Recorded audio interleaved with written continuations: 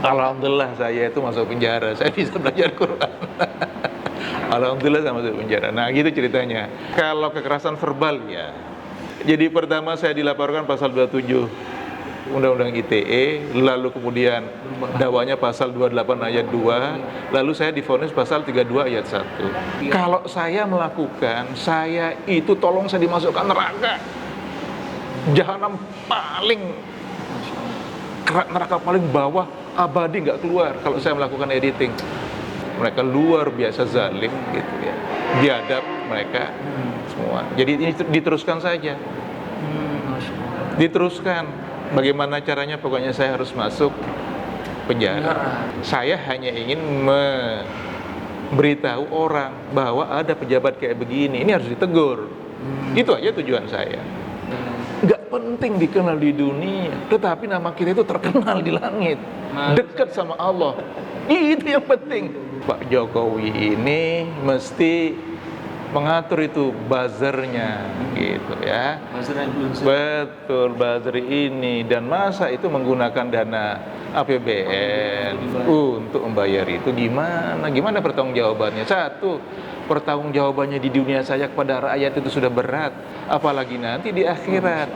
Itu ada beberapa pejabat yang waktu itu dia pakai pakai mobil dinas fasilitas negara, lalu dia larang keluarganya pakai fasilitas negara. Itu yang betul, nggak boleh keluarganya pakai fasilitas negara. Sekarang sih kita udah nggak tahu, Bang. Tuh, lihatlah, anak istri mau disuruh ikut jadi pejabat. Ini pendidikan saya terlalu tinggi untuk jadi buzzer, untuk influencer, untuk yang kerja kayak gitu-gitu. Enggak lah. Artinya betul. Yang saya katakan ini adalah kritik kepada sesuatu yang tidak benar dalam kondisi sekarang. Dan itu kewajiban seorang intelektual untuk berbicara. Satu, saya bukan orang goblok, satu. Kedua, saya bukan pembohong, pendusta. Kalau faktanya terkait dengan Ahok, sistem hukum kita Eropa kontinental, bukan Anglo-Saxon. Banyak ngomong deh lu. Janganlah udah diputuskan Meriam Bellina. Draftnya baru diperbincangkan di antara kementerian. Jadi belum ada apa-apa. Jadi boro-boro undang-undang. Negara liberal sekalipun masih memegang landasan etika.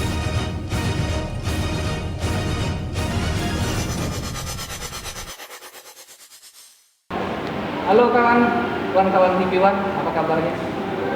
Hari ini saya menemui sahabat saya, ya, orang yang sangat rindu. Saya justru yang rindu dengan beliau karena perjuangan beliau yang selama ini. Mungkin kenal dengan Bang Buniani, kasus tahun 2016 menghebohkan jagat Nusantara. Hanya sesuatu hal yang mungkin apakah hilang, apakah apa, ternyata biar dia menjelaskan kasusnya terdahulu. Ini adalah Bang Buniani. Saya nggak mau bilang Bung itu nggak boleh. Lebih baik panggilnya adalah Bang Buniani. Iya. Apa aktivitas sekarang, Bang? Sekarang aktivitas alhamdulillah sudah balik ke normal. Amin. Sudah menjalani hukuman sudah. Jadi sudah di penjara 11 bulan. Dan hukuman sebetulnya 1,5 tahun. Tapi dapat 1 bulan remisi, lalu 6 bulan karena mengajukan pembebasan bersyarat.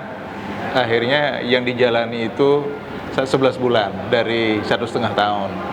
Nah sekarang itu sudah balik mulai udah kegiatan mengajar. Nah sekarang ini saya mengajar Al-Quran sekarang, bahasa Arab untuk Quran. Jadi sebetulnya kayak begitulah, mirip-mirip pesantren, tapi meskipun belum terlalu terlalu aktif gitu ya. Kita mulai tapi ada gitu ya, di Cilandak sana ada tempatnya.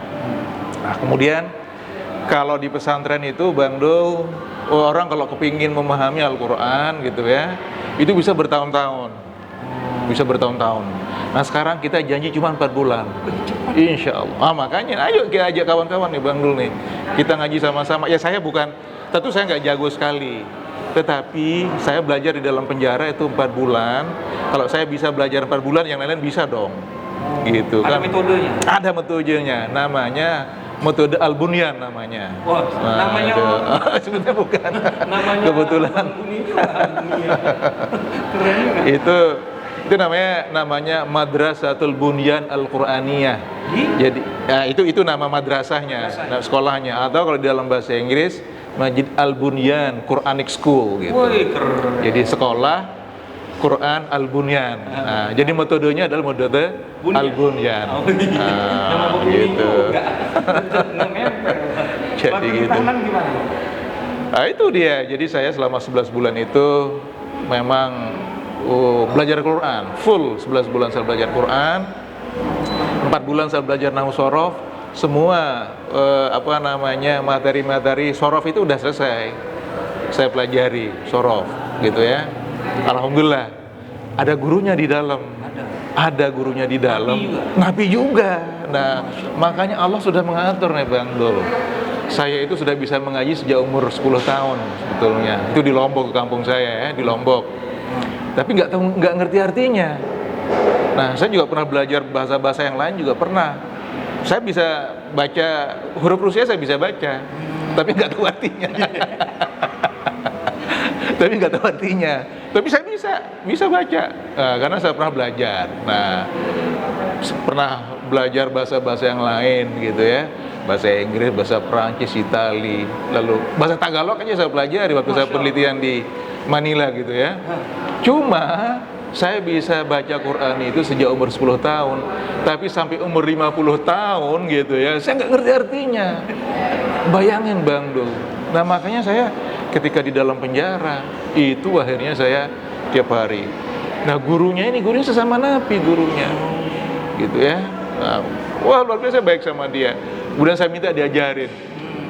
Dia biasanya kalau nyari murid kalau beliau itu gurunya ya, karena kan dia merasa punya ilmu, jadi dia merasa berkewajiban untuk ngajari, betul mengajari, dia punya ilmu. Tapi yang namanya penjara kan, yang muridnya nggak ketemu, nggak ada yang pernah ada yang belajar tapi nggak ada yang serius gitu kan, nggak ada yang serius. Nah, kalau saya cari guru gitu ya, saya cari guru. Jadi ketika saya suatu hari dia lagi ngajar di masjid, gitu, kemudian wah tulisannya bagus banget gitu. Akhirnya saya minta untuk belajar sama dia. Nah, kalau saya nyari dia, kalau dia nyari murid, kalau saya nyari dia. Udah bebas. Sudah bebas, alhamdulillah. Guru kita tuh udah bebas. Sudah bebas, alhamdulillah. Duluan dia atau duluan? Duluan saya. Nah, jadi kayak gitu. Nah, tentu tadinya kan dia nyari murid, gitu ya. Cuma muridnya nggak ada yang bener nih, nggak ada yang rajin gitu. Nah, kalau saya rajin. Kebetulan saya kan memang passion-nya di bahasa, gitu kan, pernah belajar macam-macam bahasa. Nah, kemudian dia ngajarin saya, kasih PR-nya saya kerjain sampai saya begadang sampai jam 12 malam. Ya, di penjara saya kerjain dengan keterbatasan buku gitu ya. Saya kalau alhamdulillah pelan-pelan, lama-lama oh gini tuh aturannya bahasa Arab. Jadi saya itu nagih gitu loh. Ketagihan belajar bahasa Arab. Karena saking pingin tahu dan belajar, memang indah bahasa Arab gitu. Di samping rumit itu indah bahasa Arab itu, Bang Do. Masuk penjara itu hikmahnya malah banyak ya. Alhamdulillah saya itu masuk penjara, saya bisa belajar Quran. Alhamdulillah saya masuk penjara. Nah, gitu ceritanya. Nah, jadi saya cerita lagi nih sama guru saya nih. Jadi kalau dia nyari murid itu susah, cari murid yang rajin gitu. Kalau saya ngerjain PR, udah begitu gitu kan. Saya ke sana kalau lagi ngaji gitu ya 2 kali seminggu tadinya, sekali seminggu, ditambah jadi 2 kali seminggu, tambah 3 kali seminggu akhirnya. Nah, terus itu setiap minggu. Nah, dan saya bawa kopi, saya bawa rokok gitu kan. Rajin ngajar. Oh iya, pintar. Bukan. Biar dia mau ngajar kasih kopi. Iya. Jadi kalau saya kan kalau dijenguk sama istri gitu kan, sama keluarga itu setiap hari Senin di penjara. Itu selalu setiap pekan, setiap minggu. Nah, kalau ada makanan tentu saya bagi kalau ada kelebihan. Tetapi karena beliau ini suka merokok sama ngopi, saya pesan, tolong saya dibawain, saya beli rokok sama kopi. Wah, tambah disayang saya, Bang. Pertama saya rajin, Yang kedua gitu ya. Sering mau makan. Ya inilah ya. Enggak juga ya, sebetulnya dikit-dikit juga kan, enggak sedikit yang boleh dibawa ke penjara kan. Nah ya gitu ceritanya. Makanya sebetulnya ini pesantren, sebetulnya ini pengalaman pribadi Bang Go. Kalau saya bisa belajar nahu 4 bulan, mestinya saudara-saudara kita yang lain bisa. Oh ya, betul. Masa saya bisa yang lain nggak bisa? Iya, Gitu. iya, tergantung keinginan sih. Nah, kalau sorof memang berat, rumit bahasa Arab sorof. Perubahan bentuk kata, kalau di dalam bahasa Jerman itu disebut sebagai konjugasi. Ya, konjugasi. Nah, kalau kita belajar misalnya schreibe, kalau itu subjeknya, maka itu di ujung fiilnya, ujung kata kerjanya itu schreibe. Nah, kalau misalnya du, lain lagi dan seterusnya.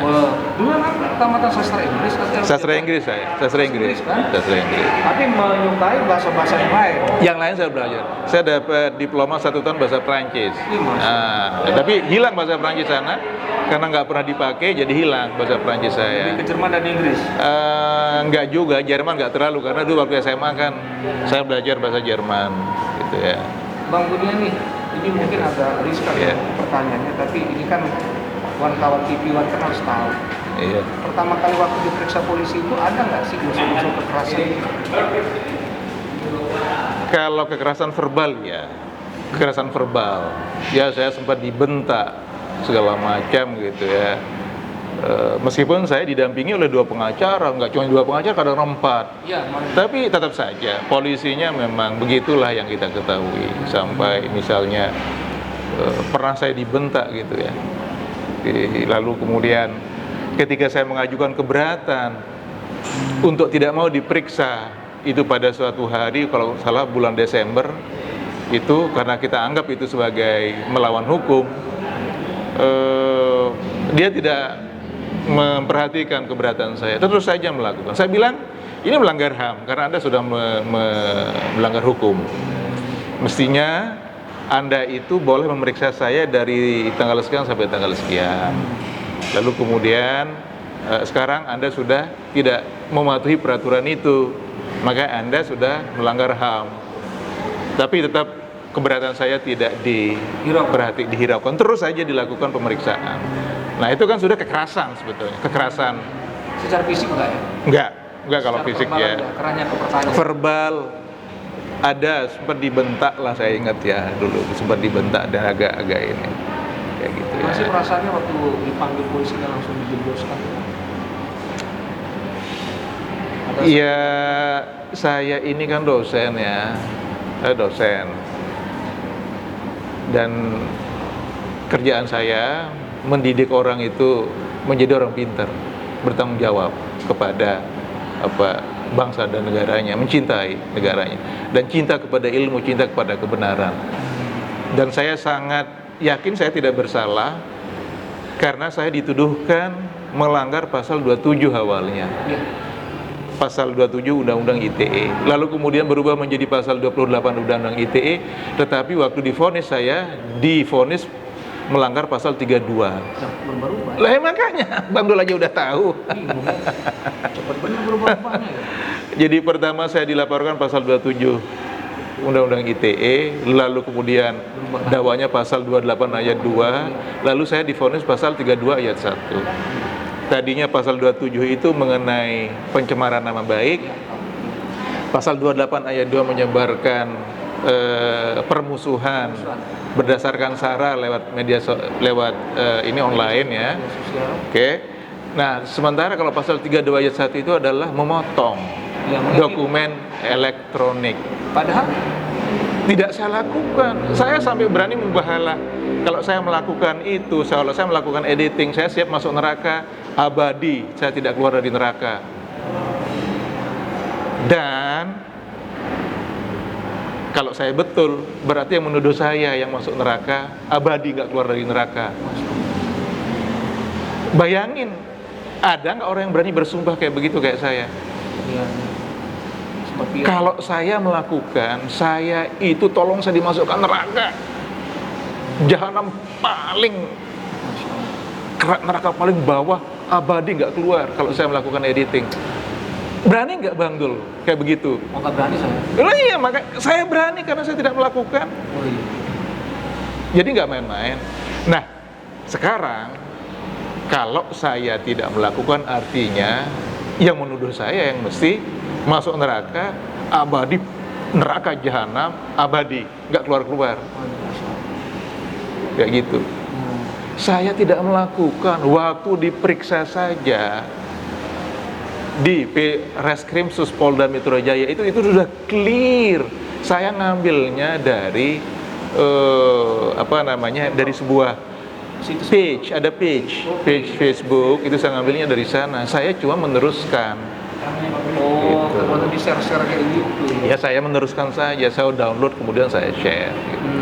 Tetapi kemudian entah bagaimana ceritanya, bukan maksudnya entah bagaimana ceritanya hasil pemeriksaan di Reskrim Polda Metro Jaya itu kemudian tidak dijadikan alat bukti oleh penyidik, kemudian tidak dijadikan alat bukti oleh jaksa untuk menuntut saya.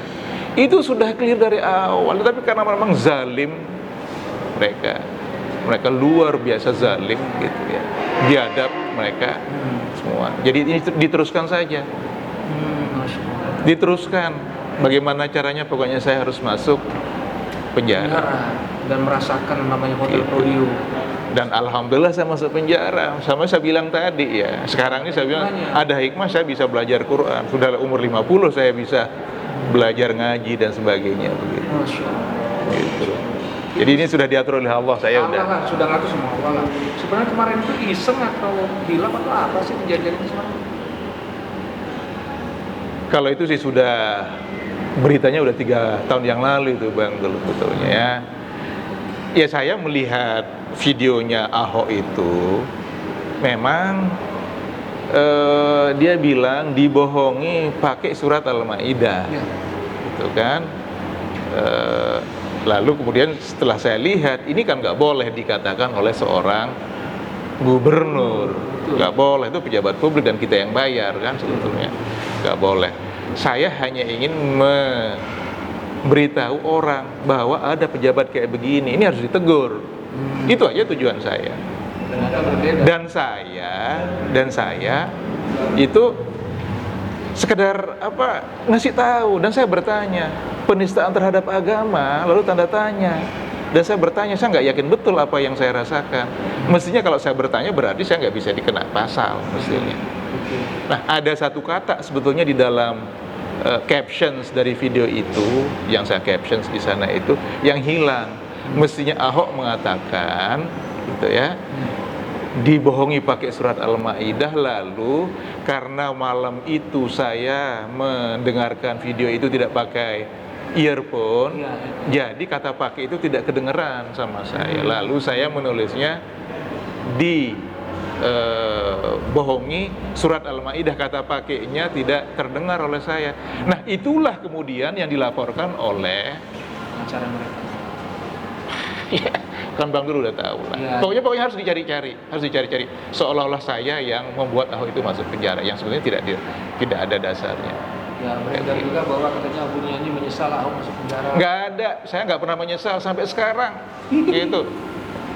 Saya bilang saya sudah siap mati. Jangan masuk penjara, saya sudah siap mati. Karena saya tahu saya tidak bersalah. Saya orang Lombok, orang Islam. Saya itu dididik sama anak kecil, kamu harus hormat kalau kamu salah, kalau dia benar. Ya. Tapi mau Donald Trump, Bush, siapa aja, nggak ada urusan. Jangankan orang kayak begitu ya. Harus berani Bang Dul. Kebenaran itu kebenaran. Gitu. Itulah yang disebut nilai. Nah, kita mau mati, mau masuk penjara, tapi kalau sudah mau membela kebenaran, ya harus berani dong. Gitu, itu aja prinsip. Amin. Tapi Bang Nyanyi kan masuk catatan sejarah orang paling berani. Berani dengan kebenaran. Itu nggak kita harapkan Bang Dul, itu kita nggak harapkan mau diingat sama orang itu kan. Kita mesti mencontoh itu Uwais Al-Qarni itu di dalam sejarah Islam. Uwais Al-Qarni ini adalah orang yang sangat sederhana, gitu ya. Dia sangat mencintai ibunya. Lalu kemudian suatu hari dia ingin bertemu dengan Rasulullah di Madinah. Nah, dia rumahnya ini di Yaman tinggalnya, Uwais Al-Qarni. Lalu kemudian dia minta bertemu dengan Rasulullah di Madinah. Lalu Rasulullah masih ada keperluan di kota lain, lalu nggak bertemu. Tetapi Uwais Al-Qarni ini sangat mencintai ibunya. Dan ibunya lumpuh, gitu ya. Sangat, dia nggak ada yang inilah, nggak ada yang ngurus ibunya. Nah, karena terus mengingat ibunya, akhirnya Uwais Al-Qarni balik ke Yaman, tidak jadi bertemu Rasulullah. Nah, Rasulullah ketika dia balik ke Madinah, lalu langsung dibilang sama istrinya, Siti Aisyah, "Ya Rasulullah, tadi ada orang yang datang menemui Rasulullah." Oh iya betul. Dia tahu, Rasulullah sudah tahu, meskipun belum dikasih tahu oleh Siti Aisyah. Nah, Rasulullah mengatakan, orang ini sebetulnya, gitu ya, karena dia lebih mencintai ibunya daripada siapapun, dia bilang, di dunia tidak ada yang mengenal dia, tetapi di langit orang ini sangat dikenal oleh Allah Subhanahu wa taala. Uwais Al-Qarni. Nah, kita mesti meniru Uwais Al-Qarni, Bang Do. Nggak penting dikenal di dunia, tetapi nama kita itu terkenal di langit, dekat sama Allah. Itu yang penting. Itu yang penting. Ya, kita itu nggak berharap. Sebentar, umur saya udah sekarang 51 tahun. Mungkin kalau umur saya 64 seperti Rasulullah, mungkin 13 tahun lagi saya mati. Apa, Bang? Apa yang kita mau? Apa? Ya, yang lain-lain pernah lah saya punya pengalaman ya. Saya pernah sekolah di tempat yang agak bagus, lalu saya pernah bekerja di tempat yang bagus dan sebagainya. Nggak ada lagi yang kita cari. Udah, kita ingat akhirat saja dan membela kebenaran. Udah. Amin Allah, Pak. Terima kasih. Gitu. Nah, sekarang kan Bang Buni kan sudah menghirup udara bebas. Melihat kondisi negara kita sekarang ini gimana? Dari perspektifnya Bang Buni. Ini sebenarnya kawan-kawan sudah banyak yang bicara ya. Soal ini spesial dari Bang Buni. Ya, saya sebetulnya menghindar untuk ngasih ini. Biarlah kawan-kawan yang lain saja yang komentar soal inilah. Ini Pak Jokowi, tapi sudah banyak orang kecewa, kira-kira gitulah ya, dan orang tahu.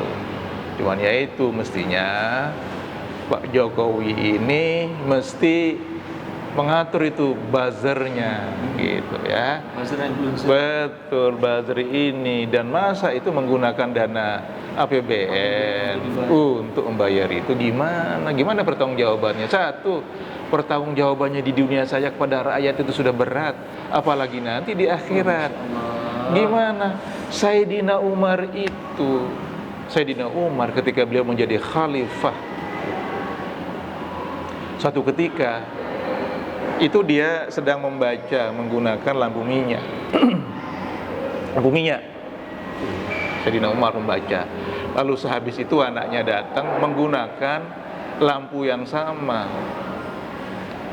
Lalu Sayyidina Umar itu mematikan lampunya. Karena apa? Kamu tidak berhak menggunakan lampu minyak ini, karena lampu minyak ini dibiayai oleh negara, Baitul Mal. Yang boleh menggunakannya saya, karena tadi saya bekerja untuk negara. Sementara kamu, anakku, kamu tidak bekerja untuk negara. Kamu nggak boleh menggunakan lampu minyak loh. Sayyidina Umar. Gimana Bang Dul? Kita sebagai orang Islam, contohnya di dalam itu nggak kurang. Contohnya di dalam Islam Sangat bagus. Nah, gimana? Lampu minyak saja itu tidak dia perkenankan dipakai oleh keluarganya, anaknya, karena anaknya dianggap itu tidak bekerja untuk negara. Yang boleh dia, karena dia bekerja untuk negara. Nah, cerita yang kayak begini ada di kita. Itu tahun 60-an, 70-an ada yang pernah saya dengar. Itu ada beberapa pejabat yang waktu itu dia pakai pakai mobil dinas, fasilitas negara, lalu dia larang keluarganya pakai fasilitas negara. Itu yang betul, nggak boleh keluarganya pakai fasilitas negara. Sekarang sih kita udah nggak tahu, Bang. Tuh, lihatlah, anak istri mau disuruh ikut jadi pejabat, kemudian keluarga, menantu, besan, segala macam. Keluarga, apa bedanya dengan yang dulu dikritik habis-habisan zaman dulu. Betul. Kan dulu kita reformasi ceritanya begitu. Waktu itu saya jadi wartawan, ngelihat secara langsung bagaimana itu banyaknya orang meninggal. Gitu. Bang, sekarang kan ini tadi kan menarik ya, secara pandangan Bapak kita kan bagus tentang keadaan sekarang. Nah sekarang yang saya agak terkejut, Bang Buni sekarang mulai aktif di medsos ya. Saya lihat bahasa-bahasa satirnya itu halus banget. Itu kenapa sih Bang? Ya enggak sebetulnya ya, saya ini cuma mengutarakan hal-hal yang dirasakan oleh banyak orang. Yang saya rasakan bukan saya pribadi, tapi itu dirasakan oleh banyak orang. Jadi kalau misalnya saya berbicara mengenai keadaan ya, saya berbicara keadaan, saya tidak menuduh orang. Karena Islam itu mengajarkan kita sebetulnya yang kita kritik itu perbuatan, keadaan. Bukan orang itu bisa sadar. Ya, Bang Dul berbuat salah. Yang saya kritik, yang saya perbaiki itu kesalahannya Bang Dul. Saya nggak boleh membenci Bang Dul. Ya. Tuh, dalam Islam begitu. Makanya kalau saya tidak menuduh orang. Cuman saya bilang ini salah, perbuatannya yang salah. Nah tapi kalau orangnya nanti tobat, ya berarti dia kembali ke kebenaran. Ya kan sudah masuk penjara kan. Nah kalau yang saya katakan itu betul bagaimana? Oh gitu. Jadi sahabat kawan Cipiwan, banyak sekali kan kita melihat postingan dari Bang Buniani ini bahasanya sangat halus gitu, terutama di akun Facebook. Ada pertanyaan yang dititip pertanyaan ke saya gini, Bang Buniani siap lagi apa di podium? Gimana? Kata anak-anak, Bang Buniani siap lagi di podium? Bang, enggak kan? Aneh aja. Iya bukan soal siap dan tidak, apakah saya benar atau tidak. Kalau saya benar kemudian dimasukkan ke penjara, itu zolim lagi. Keluarga gimana? Gitu kan, ya? Keluarga gimana? Iya keluarga saya baik-baik saja. Baik-baik saja. Ya. Tapi medsos terjalan. Enggak, saya ini bukan orang medsos. Saya ini peneliti saya. Saya ini peneliti. Saya bukan orang medsos, saya bukan buzzer. Iya, bukan influencer. Bukan, saya bukan. Saya hanya mengutarakan apa yang tidak baik menurut pandangan banyak orang. Betul. Saya sependapat. Gitu. Nah, saya ini bukan orang medsos. Saya ini peneliti. Masa peneliti pendidikannya S3, S2. Kalau jadi buzzer, jadi orang medsos cukuplah itu drop out di apalah gitu. Saya enggak, gitu kan. Saya ini pendidikan saya terlalu tinggi untuk jadi buzzer, untuk jadi influencer, untuk yang kerja kayak gitu-gitu. Enggak lah. Artinya betul. Yang saya katakan ini adalah kritik kepada sesuatu yang tidak benar. Dalam kondisi sekarang. Dan itu kewajiban seorang intelektual untuk berbicara. Itu adalah kewajiban seorang ulama untuk berbicara. Melihat yang tidak bagus, dia harus ngomong. Nah, itu yang terjadi misalnya terhadap Imam Nawawi dulu waktu di Syria, di Damaskus zaman dulu. Zaman dulu itu Imam Nawawi diminta untuk membuat fatwa yang tidak sesuai dengan kebenaran. Dia tidak mau. Nah saya juga kalau disuruh membuat status kemudian yang sesuai dengan kemauan seseorang, tentu saya tidak mau kalau tidak sesuai dengan fakta. Akhirnya Imam Nawawi diusir dari Syria. Ya nggak apa-apa, dia pergi. Jadi Bang Dul, ini soal persoalan apakah kita itu sekarang ngomong yang benar atau tidak tuh. Itu aja ukurannya. Nah jadi jangan kemudian dibawa kemana-mana sih. Enggak. Satu, saya bukan influencer, saya bukan buzzer, saya bukan orang medsos. Saya ini warga negara biasa yang pernah sekolah, pernah jadi wartawan. Gitu ya, pernah jadi wartawan. Saya pernah jadi wartawan di Australian Associated Press. Saya kirim berita ke Sydney. Tahun berapa? Tahun 96, 97, 98. Berapa tahun? Oh, cukup lama dong. Nah, pernah jadi wartawan di VOA di Amerika, sempat. Setelah saya tamat di Amerika kuliah, lalu saya jadi wartawan sebentar di VOA di Washington DC. Pernah lah saya kerja di lembaga-lembaga kayak begitu. Jadi saya ngerti. Satu, saya bukan orang goblok satu. Kedua, saya bukan pembohong, pendusta. Bukan orang goblok Gitu. dan bukan pendusta. Itulah Bang Dini. Kedepannya mau gimana Bang rencananya? Rencana saya adalah tetap seperti begini.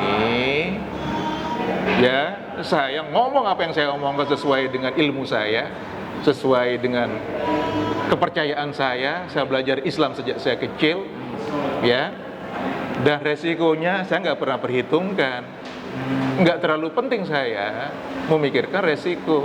Karena panutan saya adalah Nabi Muhammad. Allahu Akbar. Ya, saya hanya takut kepada Allah. Allahu Akbar. Itu aja udah. Itu. Saya nggak pernah takut sama siapapun. Ya, kemudian kalau kemudian itu membuat saya menjadi bagaimana, saya serahkan sama Allah. Udah. Itu aja. Sahabat, Gitu. kawan TV One, menarik ya. Dalam durasi 30 menit ini kita membahas tentang kehidupan Bang Dini. Waktu dia mau ditahan, lalu sekarang dalam kondisi negara sekarang itu dia masih tetap eksis. Tapi satu hal yang hikmah yang bisa saya kutip bahwa apapun yang terjadi pada dirinya itu semuanya sudah kehendak Allah. Sahabat kawan TV One, sampai jumpa dengan tamu berikutnya. Saya bahagia dengan saudara saya ini, Bang Bunyani. Insya Allah pesantrennya nanti jalan, usahanya jalan, dan saya Amin. mau ikut belajar Al-Quran. Jujur aja, kalau Ya. 4 bulan mah nggak berat. Ya, saya undang kawan-kawan. Kita janjinya insya Allah 4 bulan itu paham Al-Quran. Syaratnya cuma bisa membaca aja, bisa ngaji, bisa membaca. Insya Allah kita ajari nahu 4 bulan itu insya Allah paham. Nanti alamannya ada di akhir acara kita ya. Ya. Baik sahabat berdewan, sahabat kawan TV One, terima kasih Bang Bunyani. Saya bahagia. Nipul sipuk nih jadi pengusaha. Selamat jumpa lagi dengan liputan kali berikutnya serta narasumber yang lainnya. Tentunya berkomunikasi dengan keilmuan biasa. Salam kawan TV One.